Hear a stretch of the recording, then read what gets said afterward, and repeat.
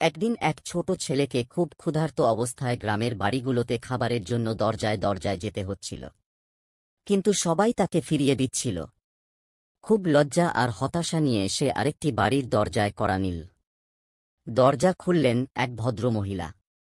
ছেলেটি ভেবে রেখেছিল সে এক গ্লাস পানি চাইবে, কিন্তু মুখ খুলতেই লজ্জায় বলল, আপা, আমি কি একটু পানি পেতে পারি?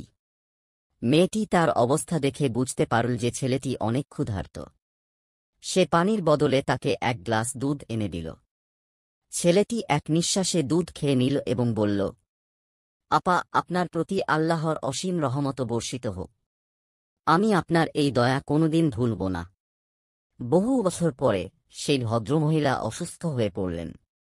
ডাক্তাররা বললেন, এ রোগ জটিল এবং বিশেষজ্ঞ ডাক্তার ছাড়া চিকিৎসা সম্ভব নয়।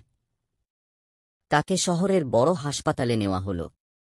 হাসপাতালের সবচেয়ে দক্ষ ডাক্তার তার কাগজপত্র দেখে নামটি চোখে পড়তেই থমকে গেলেন। তিনি ছিলেন হাওয়ার্ড কেলি, সেই ছোট ছেলেটি যাকে বহু